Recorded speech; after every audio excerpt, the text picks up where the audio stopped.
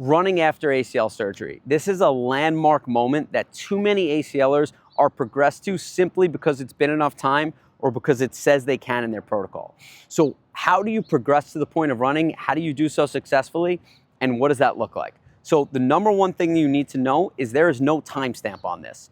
Depending on what your history looks like, what type of surgery you had, what type of graft you had, did you have a meniscal repair, that's gonna dictate if and when you're ready to run, and then also the work you do in rehab, right? So don't just run at 12 weeks because it says so in the protocol. With running, you need to meet the criteria of 83% strength symmetry on 1 rep max testing or 80% strength symmetry on a biodex or pulley dynamometer. That is critical. You also should see some raw gains on your non-surgical side over that time, making sure you're not comparing what we call 2 flat tires. So from the beginning, you should train both sides. You should look to establish that level of symmetry, and you should have seen gains on both sides. You also should be quiet knee that's not swelling in response to workloads, particularly day-to-day workloads. You should feel completely normal going downstairs. You should feel day-to-day normal, like, hey, no matter what life throws at me, 10,000 steps going into the city for the day, it's not a problem. You want that to be normalized because then you're gonna spike your workload with eventually, jumping and then running. Now, meeting that criteria, you should go from basic strength to more functional strength to passing that strength testing. Then you should go to double limb jumping before moving into a run progression. To go through a run progression successfully, it should look like you are progressing, alternating walking, jogging point 1, walking point 1, and then slowly increasing how much you jog versus how much you walk.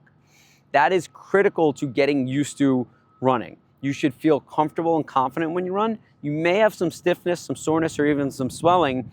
You don't ignore that and say, hey, I have a plan, I'm ready, I'm gonna keep going. But you also don't panic and say, this doesn't mean I'm ready. If you've met the criteria, you use that as the thing that dictates your progress. So we always say joint soreness and swelling are like the check engine light for your knee. So you listen to that, you use that to progress, and you might say, hey, I had some soreness that lasted 2 days after my last run. Instead of progressing to the next level of the run progression, I'm gonna repeat that same level. So we always have the rules of you always have 2 days of rest in between runs, and you never run more than twice a week. Those rules will carry you all the way up from your initial run where you're alternating 0.1 jog, 0.1 walk, all the way up to running 2 miles straight.